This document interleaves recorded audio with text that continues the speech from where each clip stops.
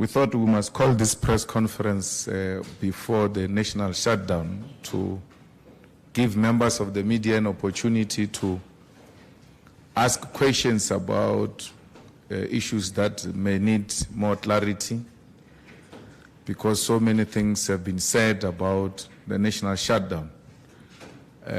We welcome the support that we have received from all different types of formations, the ATM, SAFTU, and many other organizations, non-governmental organizations, South Africans who are concerned about the state of affairs in the country. And we once more want to reassure South Africans that this is a national shutdown that is calling on the resignation of the president and the demand of the end to load shedding and bring to light the issues that affect young people, in particular issues of unemployment, issues of access to higher education, issues of water and electricity in our communities, the potholes that exist everywhere else in our communities, the high levels of crime and GBV, and the high levels of corruption. Also to hold the president accountable, because the president has violated his oath of office. And therefore, we cannot fold our arms when the country is on a brink of collapse. The future generation is going to ask us as to what have you done when the country was faced with so many challenges. And the only thing we can do is to raise our voices. We've got voices that are protected by the Constitution of the Republic of South Africa, and we'll use those voices to raise our concerns. Ground forces of the EFF have been everywhere on the ground, mobilizing our people, conscientizing them and making them aware as to what is the importance of this national shutdown. And key, amongst other things, was to drop letters in offices, in the malls, in the banks, in the airports, to make aware everybody else about this type of action that is going to take place. I personally went to meet with the chairperson of the PSL to make him aware so that he doesn't get surprised that they have certain plans as the PSL and we have other things, and when they respond, it looks like they are clashing with what the EFF is planning. So all what we are doing is not to say there shouldn't be a PSL game. It's to say there will be this type of an activity in the country, and if there is any other planning that you have, please take this into consideration. We're doing the same tonight with the Santaco. Our regions have met with the regional structures, local structures of Santaco. What do we want from Santaco? We want nothing. It's an important stakeholder that must be made aware that the streets are going to be occupied. They use those streets every day. And therefore, it's only courtesy that you go to them and say, we know you use this facility on a daily basis, but please be aware that this facility will be occupied by a protest on the 20th of March. We did the same thing with the malls and the shops and business, precisely because we want to avoid looting. We don't want looting on the 20th of March. But you know that if shops are opened, people take advantage of those shops and engage in illegal activities. We're not saying in any of our letters, close the shop. We're making them aware that there will be a protest on such a day, for them to make preparations to take into consideration that there will be such a thing on that day.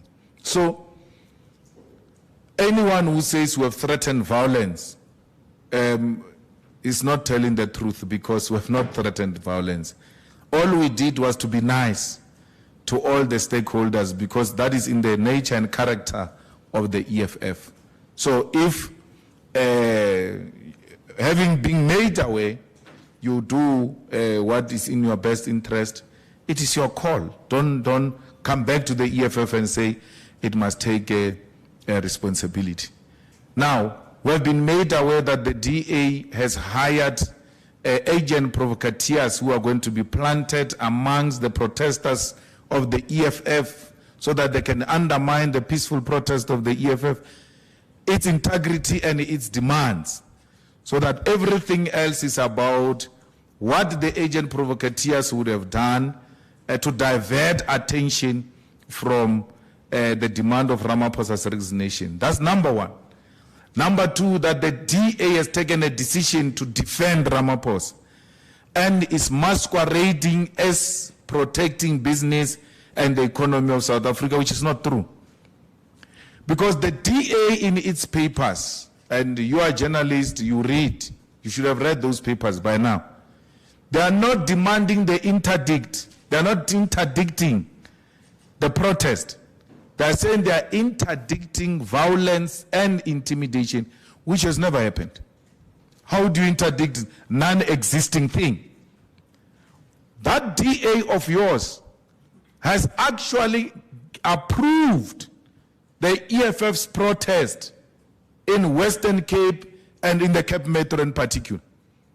How do you approve something today and tomorrow want to appear on TV as if you are not going to allow this type of a protest to happen? They've approved it. So everything else John was doing yesterday was just a PR to demonstrate to his funders that he's doing something in defense of Ramaphosa. But in reality, he knows that he can't stop the EFF.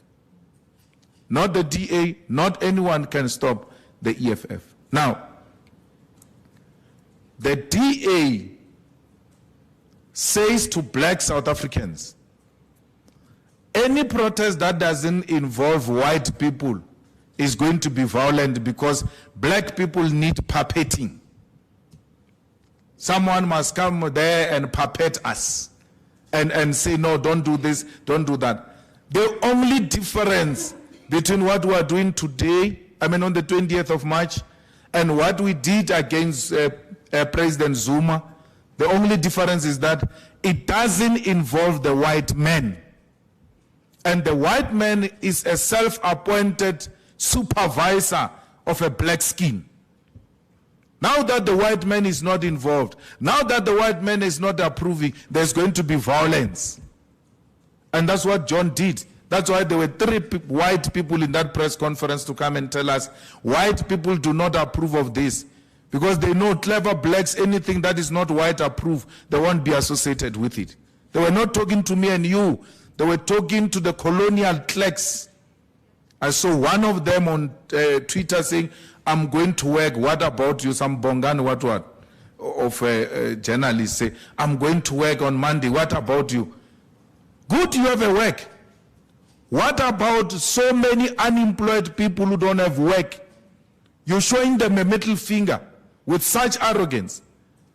You are going to work. Where must these unemployed people go? Since you are able to brag about your job on social media. Not even a little sympathy about these unemployed young people of South Africa and the poverty-stricken South Africans who live in terrible economic conditions. We have to stand up. And don't tell us that the shutdown will make the economy worse than what it is. We had that from Mangosuthu Buthelezi when we called for sanctions. He went around saying there must not be sanctions against apartheid. We called for sanctions against apartheid because we knew that sanctions will force the white supremacists to come and negotiate this freedom we have today. So that argument will not arise because we have been there before.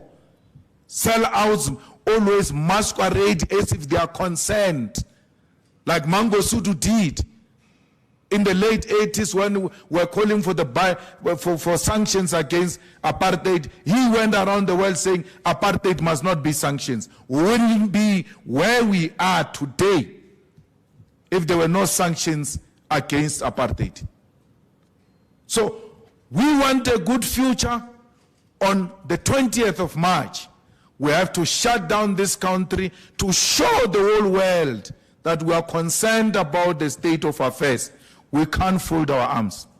But where are the doomsayers, all of those clever blacks, fools masquerading as clever people, who said, how can he announce a shutdown 2 months before shutdown? It will never happen. It's here now. They're shaking. They thought we were bluffing when we announced this. Every time we speak, there is something, some narrative driven to want to undermine what we are saying. We announced this on the 19th of January, SG. And they say, how can a person announce? Why not tomorrow? Why not? They thought 20th of March will never come. You know why? It's myopic. People with a chicken view, they only see here. We've got the giraffe view. We can see the future. That's why we were never shaken, even when they said, why 2 months? We knew this day will come. Now all of them are running like headless chickens, as if they never knew this day will come. This day has come. Protest has got no formula. It's a protest. We have no permit. If you are going to ask for permit, we don't have permit. We are going to protest. We are not going to march. And to protest, we require no permit from anyone. It is our constitutional right. Enough is enough.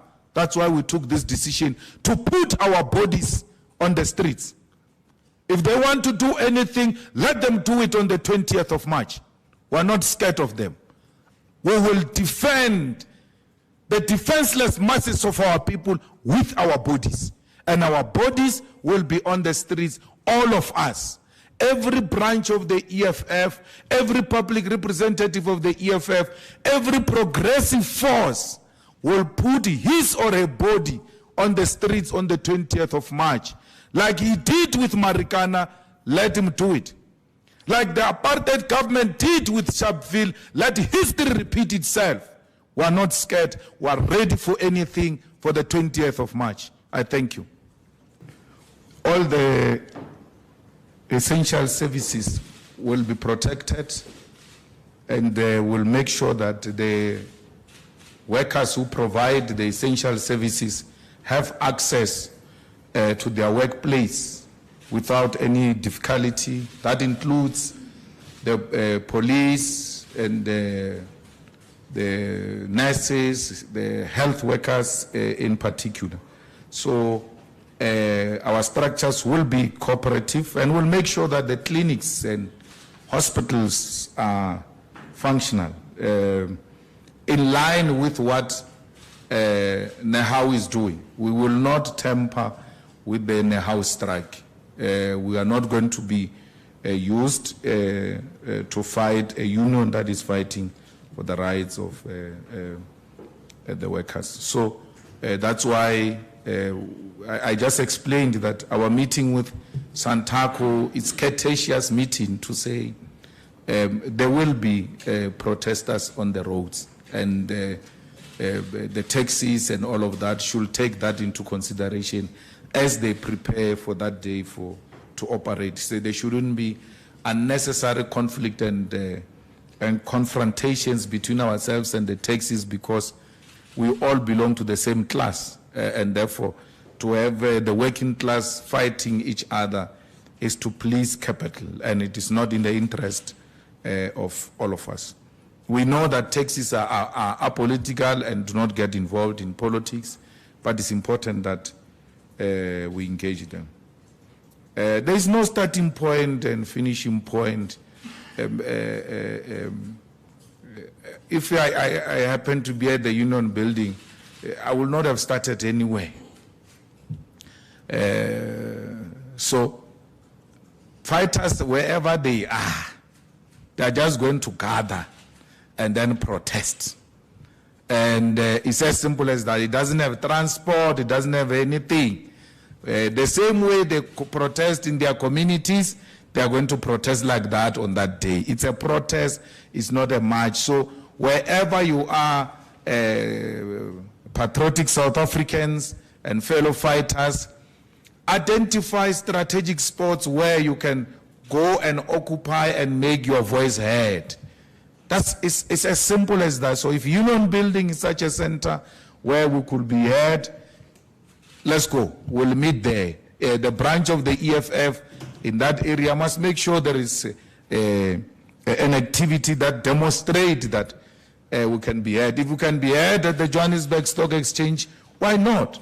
Go and occupy the Johannesburg Stock Exchange and protest there and show white capital that as you grow your shares and your monies, a lot of people are being left behind. If they can protest in a parliament or whatever legislature, whatever council, anywhere where the people will be at, if you can protest at a border gate, SG? At the harbor, at the border gate, at Richards Bay, let's go. Anywhere. It's a protest. It does not have a formula.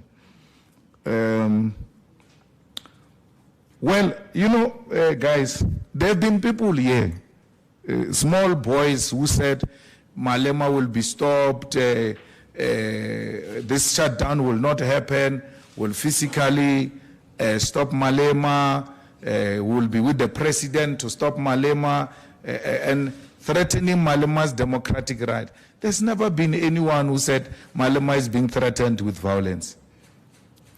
And I'm not worried about you not saying that.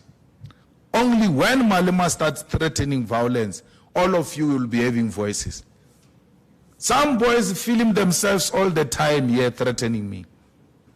And I can tell you with ease, let any boy come and try to stop me. He will meet his maker. When he leaves in the morning, he must kiss his mother goodbye. I've got no time for boys. Let him try and stop me on the 20th of March. He will meet his maker. No boy or a girl can stop me and can take away my right. They say that every day on social media, they film themselves. No one says Malema's right is being threatened. That Malema is being threatened. If my right cannot be defended by the media, by the law enforcement, I've got a legal obligation to defend myself, and I will do it. The same happens to agent provocateurs and outside forces. The fighters have got a responsibility to isolate agent provocateurs and outside forces who want to hijack the march and give it a bad name. And anyone who threatened the right of the fighters and fellow South Africans, defend yourself. That includes fidelity. By the way, we're not scared of poison. Well, it's nobody, it's just another human being. He's got no authority over violence. That he conducted himself the way he did in KZN, it doesn't give him a right. This is not KZN, this is South Africa. He must know that. So we're not scared of fidelity, neither are we scared of any private security. Fighters, defend yourself. Anyone who's trigger happy, show them ×2 what you can do. We're not going to give the other side. Anyone who can, we're coming in peace. We're not fighting anyone, but don't try us. We're not scared of fidelity. We're not scared. We know who owns and participate in fidelity. We know the owners of fidelity. And we know why fidelity is behaving the way it does. Because we know who are the interested parties. Whose daughter is leading fidelity? If you want to know why is fidelity interested in the manner it is. Ask the question, whose daughter is involved in fidelity? Then you will understand why is fidelity interested the way it is interested in the shutdown. But we're not scared of them. Fighters, progressive South Africans conduct yourself peacefully.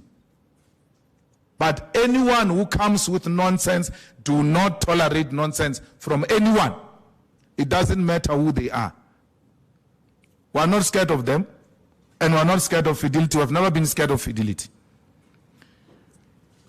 How do you apply no work, no pay when I decided I'm coming to work and the roads are closed by protesters, I can't have access to work? It's not me who decided not to come to work. I was readily available. It happens every day in South Africa where we wake up, the roads are closed and we can't go to work. What happens in that context? That's what is going to happen. No one can say to a worker, no, you didn't come to work, you went to the protest, therefore you're not going to be paid. No. No. I was readily available. There was no bus. I was readily available. There was no taxi. Because in other areas, the EFF has agreed with taxis not to operate. They had a mutual agreement that no, that day we will not operate. We'll close down and not operate. So any worker who's treated unfairly like that, the EFF labor desk will be ready at all levels, in all corners of South Africa, to represent those workers and fight for them.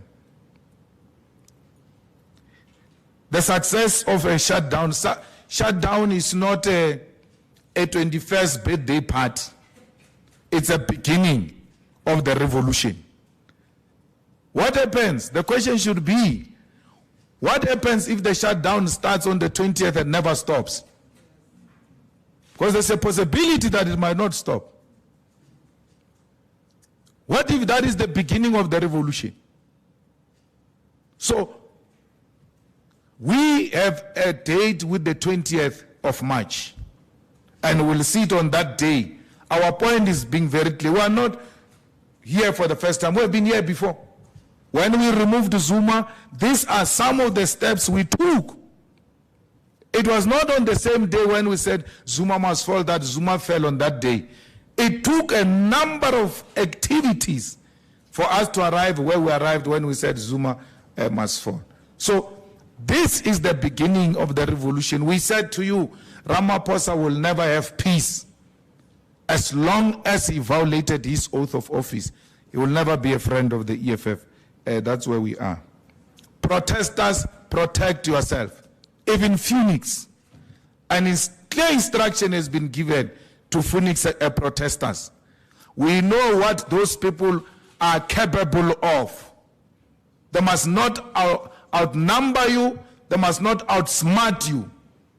If they come with the same attitude, give them the same attitude twice. We're ready for Phoenix. We're ready for them. So we are not going here like children. We are going into it ready for anything.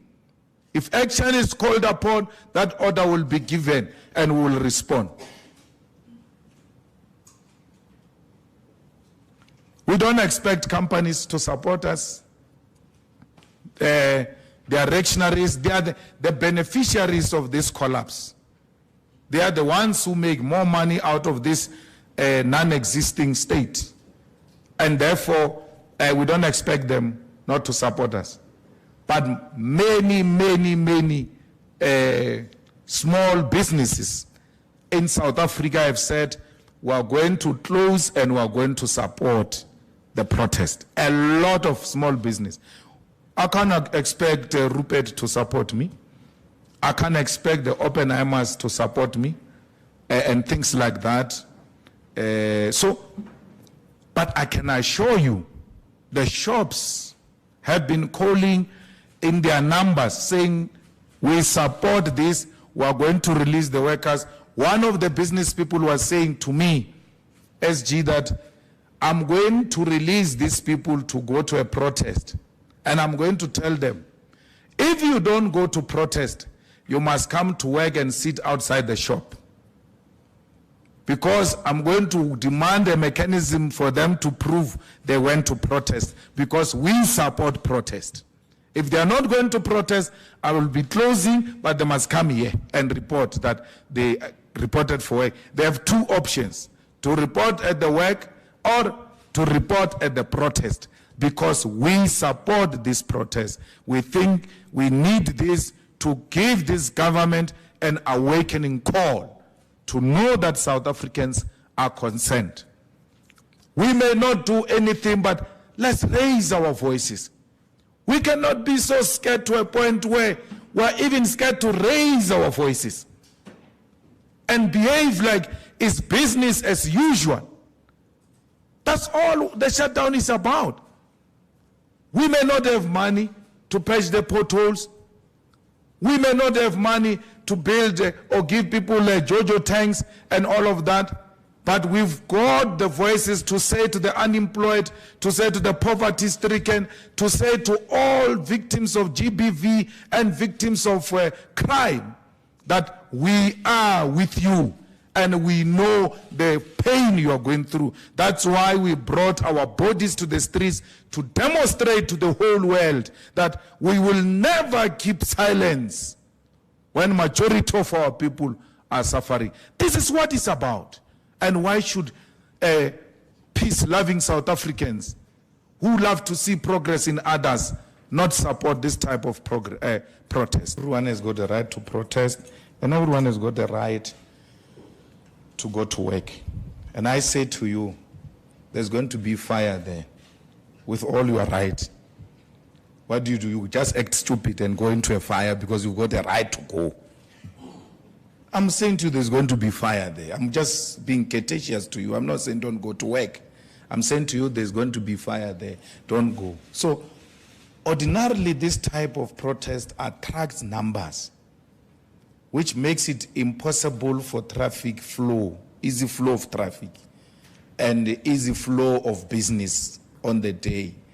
And therefore it is not reasonable for you to even want to go against such. I've led this protest from when I was young in Kosas here in Johannesburg. We've always done what we're doing now to inform business, and business will close and allow the protesters to do what they are doing. And those who insist on opening, when they see numbers, you must see them acting like children, running to go and close the doors, and it becomes anxiety and panic for them, which they could have avoided by just looking at numbers. So the numbers will not allow for easy flow. It's not going to be possible. Even if the court says, yeah, I guarantee this, it doesn't even require the EFF to guarantee that right of you to open your shop, to go to work or do anything. It's there. We will not take it away. And it's your call if you want to proceed as such. But we have given you that direction. Call it what you want to call it, election campaign and anything of that sort. Are you saying because there's going to be election at some point, the EFF must not do anything because it will be called election campaign? That is being naive. Protest can come at any time, even on the eve of the elections or even immediately after the elections. So we're not going to be told this is an election campaign. Let me whisper to you, election campaign of the EFF is going to be launched on the 29th of July at FNB Stadium. We don't masquerade. No, now we come straight. Ours will be launched on the 29th of July at FNB Stadium. So why should we now use something as an election campaign launch when we've got an opportunity to launch it?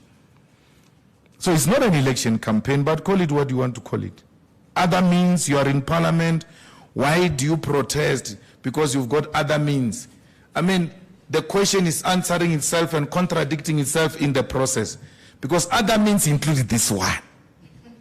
It doesn't take away this one. That's why other means. The other means is parliament, which we are using. You can't say, why do you use only? That's why you can't put only in your question. Why do you use only this method? No, we're not using this method only. We were kicked in Parliament raising the same matter. So there is no one single method of raising your dissatisfaction. We're using Parliament, which we use very effectively, which we did during the State of the Nation address. And we did when it came to answer questions by staying away from the questions as a way of protest. And now we're going to the streets as well. So when we use that method, SG, in Parliament, using Parliament to raise why are you doing that? Because there are other methods you can use to raise your concerns. You will never satisfy them. If you follow that, you are going to be an amoeba. You will be shapeless. People will not know where the head is, where the tail is. Because every time you try, no, go this way. Every time you try, no, go this way. You will never know where you are going. So we are refusing that because we use all methods, including, by the way, the courts. We are in the courts to demand that the panel report, which said the president has got some questions to answer, must be tabled in Parliament because the non-voting, the non-secret ballot usage in Parliament has led to where we are. If the court said, yes, she was wrong not to use a secret ballot, then the matter is coming back to Parliament. We are also using a method of an ad hoc committee to hold the president accountable. So we're using all types of methods. Correct. I mean, the most victims of this load shedding is the media. As we are sitting here now, the room can become dark, and then the news can't be distributed the way you had planned to distribute them because of load shedding. So everybody is affected by this, and something must give to show that indeed we are in a serious situation that requires a different type of approach. So we welcome the media's support of the shutdown. We hope to see you putting your bodies on the streets supporting this shutdown. 2 hours, 6 hours is correct, it's true. We in the suburbs were different because when they say 2 hours, it's not even 2 hours.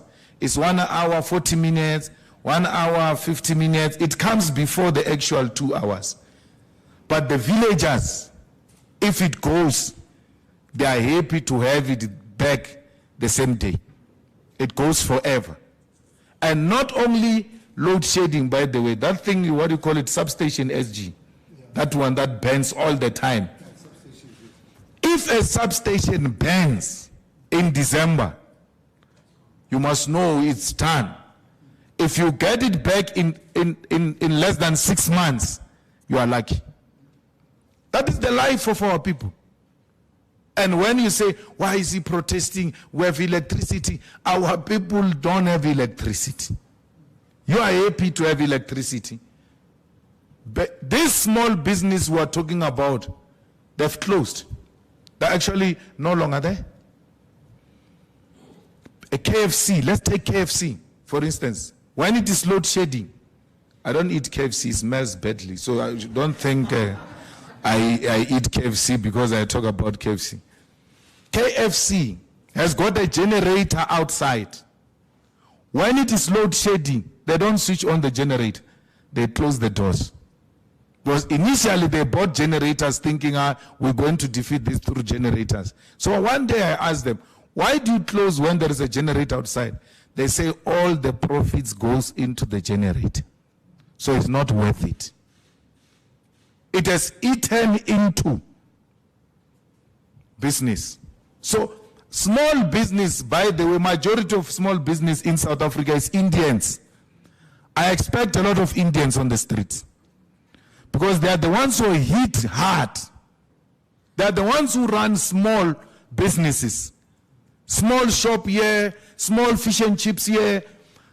Indian community, it might not be that poor and working class in the sense we want to define the African working class, because they are involved somehow in small businesses. If there are people who feel the effect of load shedding, it's Indian communities, especially those who are in the small businesses. They are the ones who should be hitting the streets on the 20th of March and say, this is going to lead to closing of our businesses. So we expect them there. We expect black and white, coloreds and Indians. This is a national shutdown. It doesn't say EFF shutdown. It says national shutdown. The SG was showing me here in Hardin. The taxi industry, filling stations, everyone has agreed to close and said we are hit hard by this thing. We are joining the EFF's protest on that day. So you are right. EFF has protested, has got no history of violence. So why is violence starting today? And why would you know there's going to be violence if you're not the one who's planning the violence? The DA knows there's going to be violence because it is going to deploy agent provocateurs like they did during apartheid. It will not be for the first time. Apartheid deployed agent provocateurs in a peaceful protest. We are marching, we are being commanded by leadership, there is no problem, police stop us, leadership goes to talk to the police to open the roads and all of that. Boom! A stone just comes from the masses, hitting a van of the police, because that is the arrangement between the police and the agent provocateurs. You throw a stone, once we see a stone, we are hitting. That's what the DA is going to do.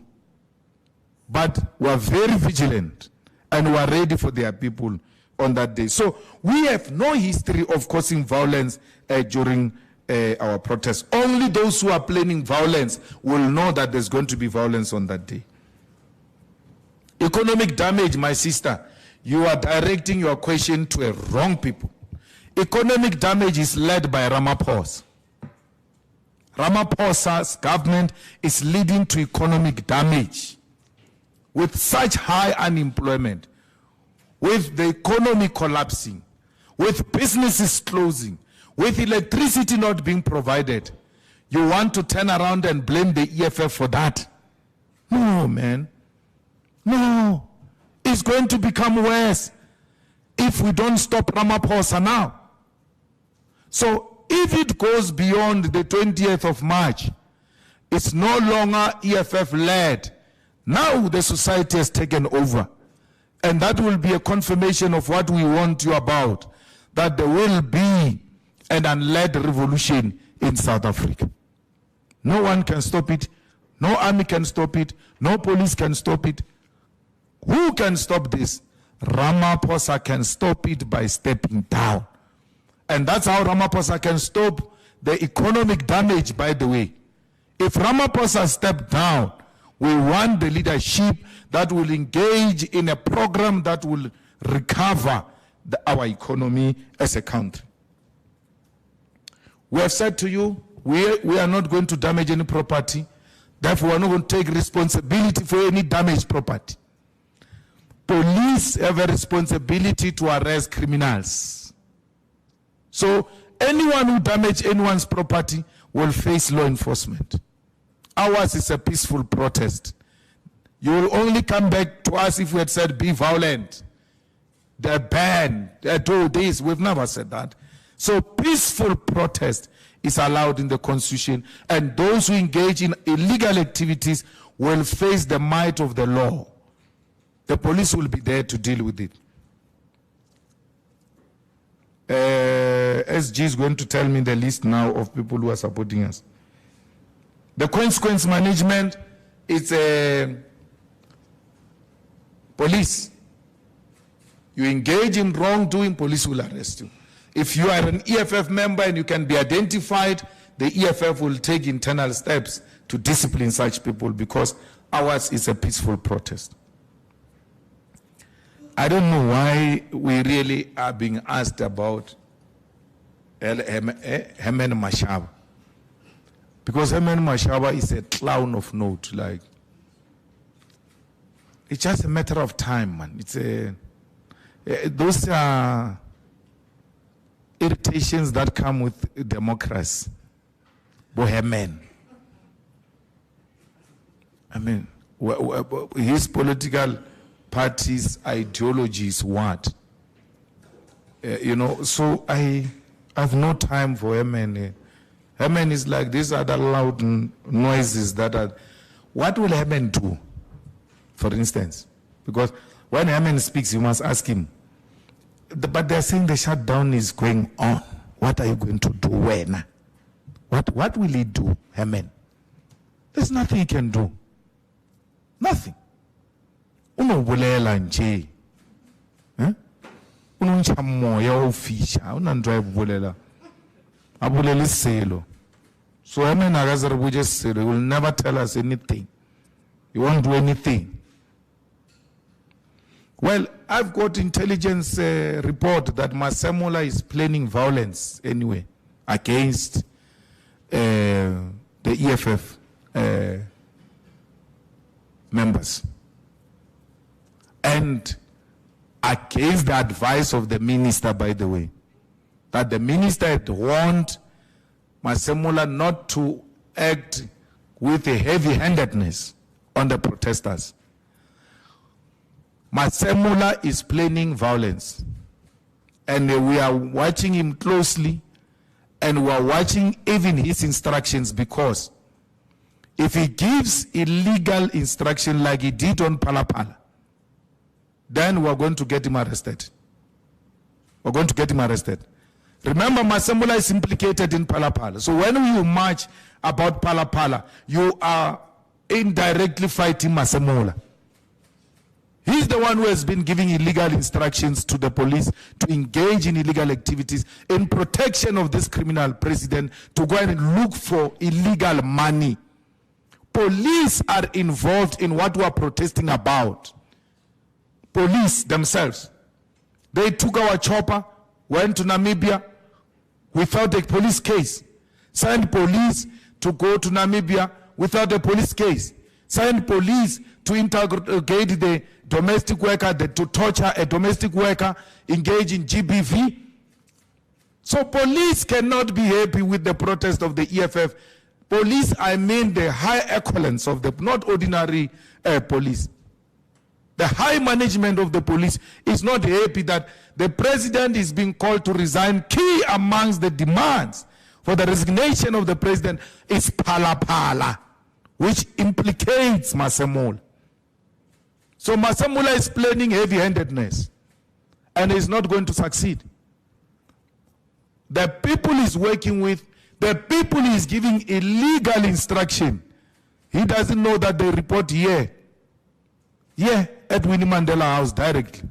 I don't understand how these fools are still operating here in South Africa, because out of 10, when you're talking to 10 people, 3 of them to 4 are EFF supporters. When you're talking to 10 people. So Masemola thinks those are ANC mascots. There were ANC members, some of them went there as MK and all of that. They too are not happy with what's happening. They are card-carrying members and they report here about Masemola's activity. So what you are talking about, I've got a blow-by-blow of what he's planning. He gives an illegal instruction, he's going straight to jail. IPT is waiting for him. Because we are not going to allow Masemola to act outside the Constitution, because he wants to protect his personal interests and the interests of the president. That is an abuse of office, an abuse of power. So Boysens must know that there is no Masemola who's going to help him. There's no Masemola who's going to help him. So fuel tanks, I don't know where the fuel tanks will be going, because garages are closed. Why should fuel tanks be escorted? Petrol police. They are wasting police petrol. To where? Transnet issued an instruction. Transnet has written a letter to all trucks owners. No trucks at the bay, at any of their ports, no nothing. They are shutting down. The trucks will not be there. So when you take petrol to where? Unyaga uswagir. Unyaga ufisha ke petrol. Because you are just, okay, then it means you are going to supply people petrol. Hey, you are going to supply the protest. Your intention is to supply protesters with a petrol. The only way not to make it easy for people to access petrol on that day is to make sure no petrol tankers are on the road and no filling stations are open. That's all. What are you doing on the streets when you are told there's going to be a huge protest, and then you say, to that protest, I shall send a fuel tanker? I get who are led by fools. You think I'm insulting them? What is this? You don't even say, no, Masemula agreed with these people that the trucks that transport bread will be escorted by police. That is an oil cartel. That is the oligarchy. Those are the people who control our country. They went to tell government, we don't care about that. You give us police. It must be business as usual. They would have said that to the ANC during negotiations in the 90s. They will never say that to the EFF. It is not business as usual on the 20th of March. We are not going to succumb to the oligarchy. We are not going to succumb to the cartel. We are not going to succumb to white monopoly capital. We are going to shut this country on the 20th of April. There is no fuel tanker that will be on the road if they know what is safe for them. Thank you. I'm a king, yes, I'm a king.